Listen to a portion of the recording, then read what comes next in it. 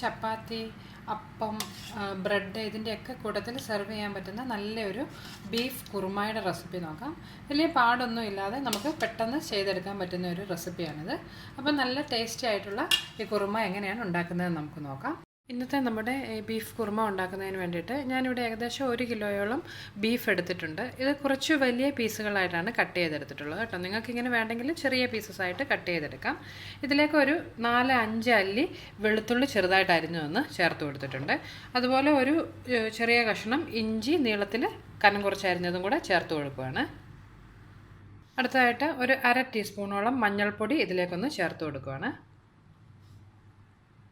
അതുപോലെ എരിവിന് വേണ്ടി ഒരു ടീസ്പൂണോളം കുരുമുളക് പൊടി കൂടി ചേർത്ത് കൊടുത്തിട്ടുണ്ട്. നമ്മളിതിലേക്ക് പച്ചമുളകും കുരുമുളക് പൊടിയും മാത്രമേ യൂസ് ചെയ്യുന്നുള്ളൂ. മുളക് പൊടിയൊന്നും ഇതിലേക്ക് ഉപയോഗിക്കുന്നില്ല കേട്ടോ. പിന്നെ ഒരു 2 ടീസ്പൂൺ മല്ലിപ്പൊടി കൂടി നമുക്കിതിലേക്കൊന്ന് ചേർത്ത് കൊടുക്കാം. ഇതിലേക്ക് ആവശ്യത്തിനുള്ള ഉപ്പ് കൂടി ചേർത്ത് കൊടുക്കണം. അതുപോലെ ഒരു 3 പച്ചമുളക് നെടുകെ കീറിയതും കുറച്ച് കറിവേപ്പിലയും ഇതിലേക്കൊന്ന് ചേർത്ത് നമുക്കിതെല്ലാം കൂടി നന്നായിട്ടൊന്ന് മിക്സ് ചെയ്തെടുക്കണം. ഇപ്പോൾ ഞാനെല്ലാം കൂടി നന്നായിട്ടൊന്ന് മിക്സ് ചെയ്തെടുത്തിട്ടുണ്ട്.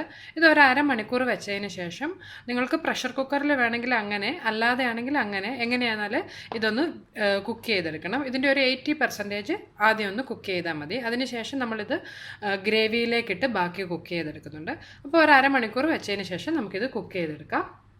അടുത്തതായിട്ട് ഞാനിവിടെ ഒരു പാൻ അടുപ്പത്ത് വെച്ച് അതിലേക്ക് ഒരു 1.5 ടീസ്പൂണോളം വെളിച്ചെണ്ണ ഒഴിച്ചു കൊടുത്തിട്ടുണ്ട്.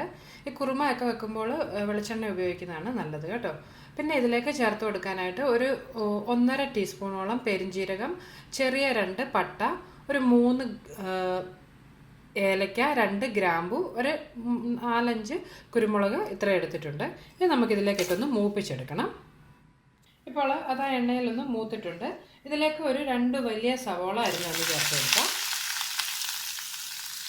ഞാൻ വലിയ 2 സവാള നീളത്തിലാണ് അരിഞ്ഞെടുത്തിട്ടുള്ളത്. ഇത് നമുക്കിനി ഒന്ന് ഈ എണ്ണയിൽ വഴറ്റിയെടുക്കണം. പെട്ടെന്ന് വഴന്ന് കിട്ടാൻ ഞാനിതിലേക്ക് ഒരല്പം ഉപ്പ് കൂടി ചേർത്ത് കൊടുത്തിട്ടുണ്ട്. നമ്മൾ ഓൾറെഡി ബീഫ് വേവിച്ചപ്പോൾ ഉപ്പൊക്കെ ഇട്ടാണ് വേവിച്ചിട്ടുള്ളത്. അപ്പോൾ അത് കണക്കിലെടുത്ത് ഉപ്പ് ചേർത്ത് കൊടുക്കുക. ഈ സവാള ഒന്ന് നന്നായിട്ട് ട്രാൻസ്പെറൻ്റ് ആയിട്ട് ആ ഒരു ലൈറ്റ് ബ്രൗൺ കളറാകുന്ന വരെ നമുക്കിതൊന്ന് വഴറ്റിയെടുക്കണം. ഇപ്പോൾ ആ സവാള കുറച്ചൊന്ന് വഴന്ന് വന്നിട്ടുണ്ട്. ഇതിലേക്ക് ഞാനൊരു 10-12 കാഷ്യൂനട്ട് കൂടി ചേർത്ത് കൊടുക്കുകയാണ്.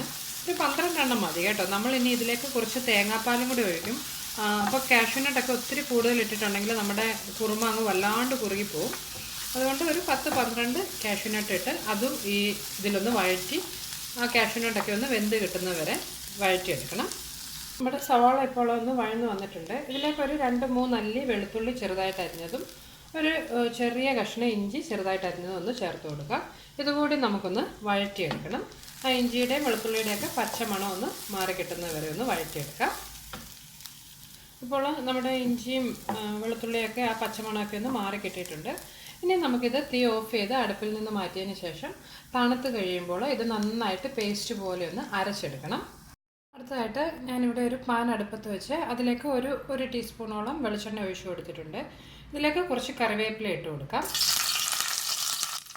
അതുപോലെ ഒരു 3-4 അല്ലി വെളുത്തുള്ളി ചേർത്ത് കൊടുത്തിട്ടുണ്ട്. നമ്മുടെ ഇന്നത്തെ ഈ കറിയിലേക്ക് കുറച്ചേറെ വെളുത്തുള്ളി ഇഞ്ചിയൊക്കെ നമ്മളൊന്ന് ചേർത്ത് കൊടുത്തിട്ടുണ്ട് കേട്ടോ. ടോട്ടൽ ഒരു 10-12 അല്ലിയോളം വെളുത്തുള്ളിയും വലിയൊരു കഷ്ണം ഇഞ്ചിയുമാണ് ഞാൻ എടുത്തിട്ടുള്ളത്.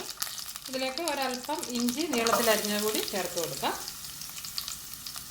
അതുപോലെ ഒരു 2 പച്ചമുളക് നെടുകെ കീറി അതുകൂടി ചേർത്ത് കൊടുത്തിട്ടുണ്ട്. എരിവൊക്കെ ഓരോരുത്തരുടെ ഇഷ്ടത്തിനനുസരിച്ച് അഡ്ജസ്റ്റ് ചെയ്യുക. ഞാനിപ്പോൾ ഇവിടെ ഒരു ടോട്ടൽ ഒരു 4-5 പച്ചമുളകും കുറച്ച് കുരുമുളക് പൊടിയുമാണ് ചേർത്തിട്ടുള്ളത്. ഈ നമ്മുടെ ഈ കുറുമ എന്ന് പറഞ്ഞാൽ അത്രയ്ക്കങ്ങ് സ്പൈസി ആയിട്ടുള്ളതല്ല കേട്ടോ. അതുകൊണ്ട് അത് കണക്കിലെടുത്ത് നിങ്ങൾ എരിവിനുള്ളതൊക്കെ ചേർത്ത് കൊടുക്കുക. ഇഞ്ചിയും വെളുത്തുള്ളിയൊക്കെ ഒന്ന് വഴന്നതിന് ശേഷം അതിലേക്ക് നമ്മൾ അരച്ച് വെച്ചിട്ടുള്ള ഉള്ളിയുടെ പേസ്റ്റ് ഒന്ന് ചേർത്ത് കൊടുക്കുക. ആ മിക്സിയുടെ ജാറിലേക്ക് 1 കപ്പ് വെള്ളം ഒഴിച്ച് അതുകൂടി ഒന്ന് നന്നായിട്ട് യോജിപ്പിച്ച് ഇതിലേക്ക് ചേർക്കാം. ഇതിനെ നന്നായിട്ടൊന്ന് യോജിപ്പിച്ചതിന് ശേഷം ഒരു മീഡിയം ഫ്ലെയിമിൽ വെച്ച് ഈ മിക്സ് ഒന്ന് നന്നായിട്ട് തിളച്ച് വരുന്നതിന് വേണ്ടിയിട്ട് വെയിറ്റ് ചെയ്യാം. അടച്ചു വെക്കുകയാണെന്നുണ്ടെങ്കിൽ പെട്ടെന്ന് തന്നെ ഇത് തിളച്ച് കിട്ടും. ഇതിപ്പോൾ ഒന്ന് നന്നായിട്ട് തിളച്ച് ആ എണ്ണയൊക്കെ ഒന്ന് തെളിഞ്ഞ് വന്നിട്ടുണ്ട്. ഇതിലേക്ക് നമ്മൾ വേവിച്ച് വെച്ചിട്ടുള്ള ബീഫ് ചേർത്ത് കൊടുക്കാം. ആ ബീഫിൻ്റെ കൂടെയുള്ള അതിൽ തിളപ്പിച്ചപ്പോൾ ഉള്ള ആ വെള്ളവും എല്ലാം ആയിട്ട് നമുക്കിതിലേക്കൊന്ന് ചേർത്ത് കൊടുക്കാം. ഞാൻ ഈ ബീഫ് കുക്ക് ചെയ്തപ്പോൾ ഇതിൽ വെള്ളമൊന്നും ഒഴിക്കാതെയാണ് കുക്ക് ചെയ്തത് കേട്ടോ. ഇത് ഇനി എല്ലാം കൂടി നന്നായിട്ടൊന്ന് യോജിപ്പിച്ചതിന് ശേഷം അടച്ച് വെച്ച് ഒരു 15 മുതൽ 20 മിനിറ്റ് വരെ നമുക്കിതൊരു മീഡിയം ഫ്ലെയിമിൽ കുക്ക് ചെയ്തെടുക്കണം. നമ്മൾ ബീഫ് ഒരു 80% വേവിച്ചെടുത്തിട്ടുള്ളൂ. ബാക്കി വേവ് ഈ സ്റ്റോക്കും നമ്മുടെ ഉള്ളിയുടെ പേസ്റ്റും ബീഫും എല്ലാം കൂടി മിക്സ് ചെയ്തതിന് ശേഷം വേണം വേവിച്ചെടുക്കാൻ.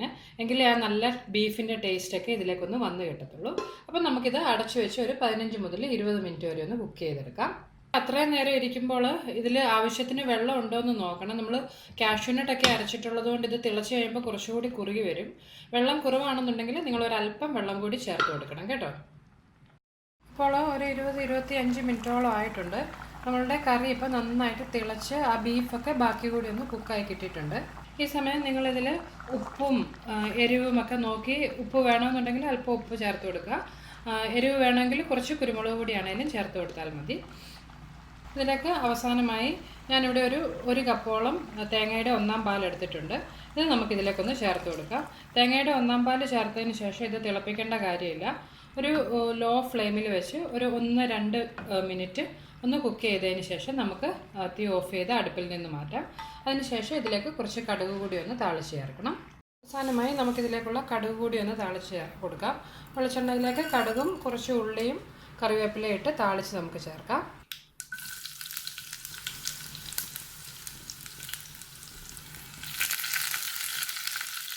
ഇത് നമ്മുടെ കറിയിലേക്കൊന്ന് ചേർത്ത് കൊടുക്കാം. അങ്ങനെ നമ്മുടെ നല്ല ടേസ്റ്റി ആയിട്ടുള്ള ബീഫ് കുറുമ ഇവിടെ തയ്യാറായിട്ടുണ്ട്. ഇത് അപ്പത്തിൻ്റെയും ചപ്പാത്തിയുടെയും പൊറോട്ടയുടെയും ബ്രെഡിൻ്റെയൊക്കെ കൂടെ കഴിക്കാൻ നല്ല കോമ്പിനേഷനാണ്. ഇത് അടച്ചു വെച്ച് ഒരല്പസമയം കഴിഞ്ഞതിന് ശേഷം സെർവ് ചെയ്യുന്നതായിരിക്കും കൂടുതൽ നല്ലത്. അപ്പോൾ എല്ലാവരും ട്രൈ ചെയ്ത് നോക്കുക. റെസിപ്പീസൊക്കെ ഇഷ്ടമാകുന്നുണ്ടെങ്കിൽ നിങ്ങൾ അന്നൂസ് റെസിപ്പീസ് എന്നുള്ള എൻ്റെ യൂട്യൂബ് ചാനൽ സബ്സ്ക്രൈബ് ചെയ്യാൻ മറക്കരുത് കേട്ടോ. സബ്സ്ക്രൈബ് ചെയ്തതിന് ശേഷം അതിൻ്റെ തൊട്ടടുത്തുള്ള ബെൽ ഐക്കൺ കൂടി ഒന്ന് പ്രസ് ചെയ്യണം.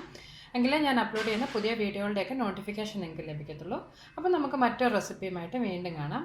ബൈ.